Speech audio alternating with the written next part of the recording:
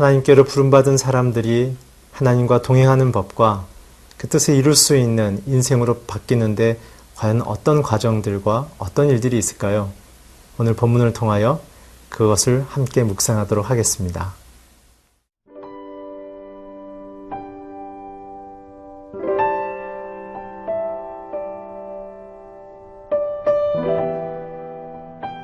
사도행전 7장 17절에서 36절 말씀입니다. 하나님이 아브라함에게 약속하신 때가 가까우매 이스라엘 백성이 애굽에서 번성하여 많아졌더니 요셉을 알지 못하는 새 임금이 애굽 왕위에 오르매 그가 우리 족속에게 교활한 방법을 써서 조상들을 괴롭게 하여 그 어린아이들을 내버려 살지 못하게 하려 할세. 그때에 모세가 났는데 하나님 보시기에 아름다운지라 그의 아버지의 집에서 3달 동안 길리더니 버려진 후에 바로의 딸이 그를 데려다가 자기 아들로 기르매 모세가 애굽 사람의 모든 지혜를 배워 그의 말과 하는 일들이 능하더라. 나이가 40이 되매 그 형제 이스라엘 자손을 돌볼 생각이 나더니 한 사람이 원통한 일 당함을 보고 보호하여 압제받는 자를 위하여 원수를 갚아 애굽 사람을 쳐 죽이니라. 그는 그의 형제들이 하나님께서 자기의 손을 통하여 구원해 주시는 것을 깨달으리라고 생각하였으나 그들이 깨닫지 못하였더라.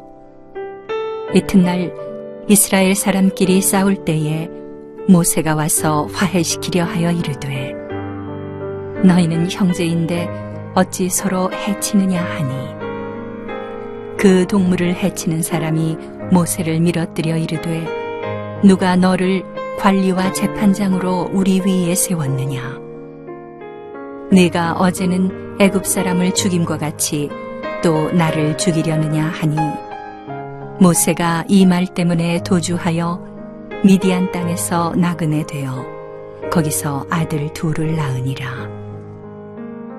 40년이 참에 천사가 시내산 광야 가시나무 떨기 불꽃 가운데서 그에게 보이거늘 모세가 그 광경을 보고 놀랍게 여겨 알아보려고 가까이 가니 주의 소리가 있어 나는 내 조상의 하나님 즉 아브라함과 이삭과 야곱의 하나님이라 하신대 모세가 무서워 감히 바라보지 못하더라.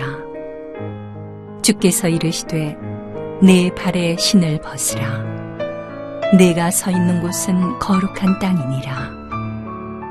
내 백성이 애굽에서 괴로움 받음을 내가 확실히 보고 그 탄식하는 소리를 듣고 그들을 구원하려고 내려왔노니 이제 내가 너를 애굽으로 보내리라 하시니라. 그들의 말이 누가 너를 관리와 재판장으로 세웠느냐 하며 거절하던 그 모세를 하나님은 가시나무 떨기 가운데서 보이던 천사의 손으로 관리와 속량하는 자로서 보내셨으니 이 사람이 백성을 인도하여 나오게 하고 애굽과 홍해와 광야에서 40년간 기사와 표적을 행하였느니라. 오늘 스데반은 대제사장들 앞에서 자신의 처한 환경에 대한 변론하는 중에 있었습니다. 그 변론 과정이 놀랍게도 하나님이 택하신 사람들에 대한 아브라함과 요셉과 오늘 모세에 관한 이야기로 진행되고 있습니다. 스데반은 위기의 순간에도 자신의 안위를 위하여 이야기하는 것이 아니라 자기 인생을 부르신 참된 권위자 하나님의 그 목적과 뜻을 선언하며 그것을 설교로 종교 지도자들에게 말씀을 선언하고 있습니다. 이 모든 세 사람을 묵상하면서 왜 아브라함과 요셉과 모세를 설교 가운데 스데반은 선언하고 있을까? 여러분들 어떻게 묵상하셨나요? 저는 이 세 사람을 스데반이 얘기한 이유가 이것이라고 묵상했습니다. 그것은 부르시는 이는 하나님이시란 거죠. 역사의 목적과 방향과 결론을 만드시고 책임지시는 분은 하나님이시고, 그것을 부름받은 사람이 어떻게 그 하나님의 뜻을 이루어 가는지에 대한 변화를 스데반은 강조하길 원했습니다. 그 강조를 통해서 유대인들을 선택하신 목적은 예수 그리스도가 이 땅에 오심을 통해 교회가 만들어지고 그 복음이 열방 가운데로 선언되어져 이방인들도 이제 교회로 그리스도를 알게 되는 역사가 있을 것이라는 지금 그 얘기를 하기 위해서 유대인들, 종교 지도자들이 그렇게 중요하게 여기는 유대 리더십들에 대한 그 인생의 의미와 목적을 계속해서 설명하고 있는 것입니다. 사랑하는 성도 여러분, 오늘 본문을 보기에 앞서서 우리의 인생 가운데 주신 하나님의 부르심은 무엇입니까? 그리고 그 목적을 위해서 우리는 어떻게 살아가고 있습니까? 오늘 17절, 18절을 보면 스데반이 아브라함과 요셉을 다시 언급합니다. 하나님이 아브라함에게 약속하신 때가 가까움에 이스라엘 백성이 애굽에서 번성하여 많아졌더니 요셉을 알지 못하는 새 임금이 애굽 왕위에 올랐다고 얘기했습니다. 하나님은 자손을 많이 주겠다는 약속을 성취하셨고 요셉을 통해서 하나님의 나라와 복음이 선언되어지도록 환란을 통해서 그의 이름이 영광을 얻었죠. 시간이 지나면서 이제 세상은 하나님을 잊어가고 또 다른 하나님의 방법이 준비되고 있다는 사실을 본문을 통해 알 수 있습니다.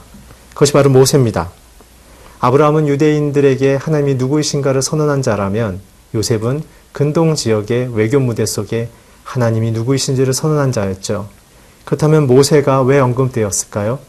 그 선언되어졌던 예언과 계시, 하나님의 목적이 이제 역사 속에서 구체적으로 실행되어지는 그 실행자로서 모세가 부름받았기 때문에 그렇습니다. 오늘 모세의 시작도 요셉처럼 만만하진 않았습니다. 18절, 19절에 보게 되면 파라오의 왕이 어린아이들을 살지 못하도록 전부 다 죽이게 명령을 내어두었죠. 이런 절망적인 상황은 하나님의 약속이 이루어지기는 절대적인 하나님의 계획에 대한 그 증거를 보이기 위한 사건이었습니다. 모세는 세 가지의 인생의 단계를 겪게 됩니다. 20절에서 22절을 함께 읽겠습니다. 그때 모세가 났는데 하나님 보시기에 아름다운지라 그의 아버지의 집에서 석 달 동안 길리더니 버려진 후에 바로의 딸이 그를 데려다가 자기의 아들로 기름해 모세가 애굽 사람의 모든 지혜를 배워 그의 말과 하는 일이 능하더라. 모세는 절망에서 이제 파라오의 영광의 자리에까지 이르는 자신을 발견하고 만들어가는 과정을 그는 겪었습니다. 또한 23절에서 28절을 보게 되면 모세는 자기의 민족과 역사와 이웃에 대한 발견을 하게 되어지죠. 압제와 억울함 속에 당하고 있는 자신들의 민족을 향하여 선한 애국심을 갖고 결국 그는 살인을 저질렀습니다. 그리고 나서 자기의 힘으로 이루고자 했던 목적이 실패하자 그는 도망가서 광야에서 오랜 시간 동안 그는 홀로 지내게 되어졌죠. 그 이후에 30절에 32절을 보게 되면 그는 그런 외롭고 고독한 시간을 통하여 하나님에 대하여 눈을 뜨는 시간을 갖게 되어집니다. 그는 광야 속에 홀로 머물죠. 우리는 너무나 익숙한 환경에 있기 때문에 하나님을 만나지 못하는 것 같습니다. 왜냐하면 너무나 우리의 손쉬운 결정으로 하나님 없이도 우리의 인생을 보호하고 편리하게 살 수 있기 때문에 그렇죠. 모세는 그 환경을 떠났기 때문에 완벽한 곳으로부터 떠났기 때문에 하나님을 만났습니다. 그리고 너무한 편안한 것을 버렸기 때문에 그는 하나님의 계신 곳을 향하여 갈 수 있었던 것이죠. 모세는 이 세 가지의 단계를 통해서 하나님의 사람으로 준비되어져 갑니다. 사랑하는 성도 여러분, 저와 여러분의 인생 속에 하나님은 이렇게 일하기를 원하십니다. 어느 한순간 갑자기 변하는 것이 아니라 하나님과 동행하는 인생으로 점점 깊게, 점점 가까이 우리를 초대하고 우리를 인도하고 그래서 하나님 앞에 서기를 원합니다. 결국 모세는 떨기나무 앞에 하나님 앞에 서게 되어졌습니다. 그리고 그는 하나님을 만났습니다. 이제 그의 인생에는 하나님의 뜻이 개입했고 하나님의 뜻이 그의 인생을 이끌기 시작했습니다. 사랑하는 성도 여러분, 저와 여러분의 인생에 이런 놀라운 복이 임하기를 축원합니다. 하나님과 동행하는 인생이 되기를 주의 이름으로 축원합니다.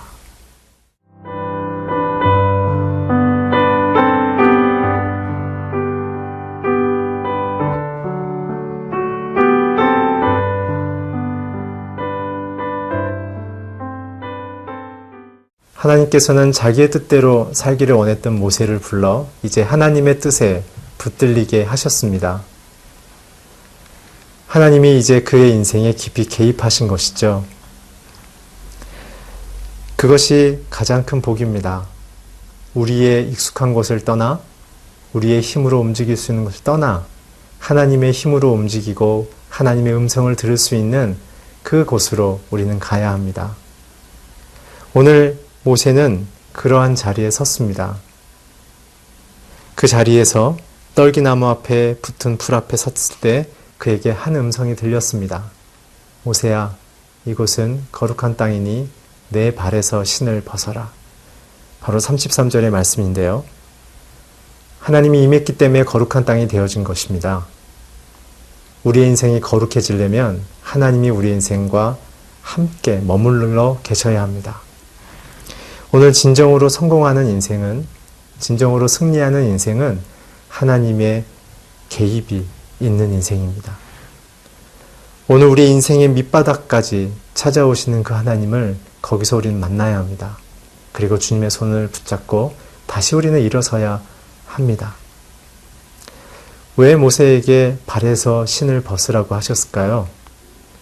이 당시 팔레스타인 지역은 낮에는 지표온도가 약 70도 이상이 되기 때문에 샌들이 없고서는 걸어 다닐 수가 없습니다. 오늘 모세를 향하여 신을 벗으라는 뜻은 이제 네 마음과 네 뜻과 네 원하는 대로 움직이는 것이 아니라 이제 완전한 나의 뜻 가운데 거해라. 너의 오고감과 너의 모든 생명은 이제 내가 책임진다. 하나님의 완전한 약속을 뜻합니다. 오늘 우리도 우리 인생에 신을 벗었으면 참 좋겠습니다. 하나님을 위해서라도 열심히 살아가는 우리의 마음이 있다면 그것은 하나님이 원하시는 것이 아닙니다. 사단은 하나님의 일을 우리의 힘으로 이루라고 유혹합니다. 그러나 성경에 보게 되면 우리는 하나님의 얼굴을 구할 때 주님께서 하늘에서 듣고 그 땅을 고치겠다고 하셨습니다. 우리의 인생의 진정한 복과 변화는 오늘 모세에게 찾아오신 하나님처럼 우리를 향하여 다가오신 하나님을 만나고 그분이 우리 인생을 이끌 수 있도록 우리의 신을 벗는 것입니다. 그랬을 때 36절에 보면 모세의 인생 속엔 이렇게 나타납니다. 애국과 홍해와 광야에서 40년간 기사와 표적을 행했다. 마치 신문의 헤드라인 같은데요. 그의 하나님과의 동행하는 인생의 아름다운 결과와 열매가 바로 이런 위대한 한 문장으로 드러나는 것이죠. 우리의 삶의 이유는 무엇입니까? 하나님의 명령이 우리의 삶 속에 열매 맺히는 것입니다. 그것은 영웅적인 일은 아닙니다. 하나님이 우리 인생의 작고 세밀한 부분 속에 이웃을 사랑하라, 내 이웃을 내 몸처럼 사랑하라는 그 명령을 실천하는 것도 이런 놀라운 기적과 이사가 되는 것이죠. 사랑하는 성도 여러분, 오늘 우리의 인생의 주인은 하나님이십니다. 우리의 인생을 전문가로 만드셔서 세상 가운데 높이실 분도 하나님이십니다. 직장의 상사를 세우신 분도 하나님이십니다.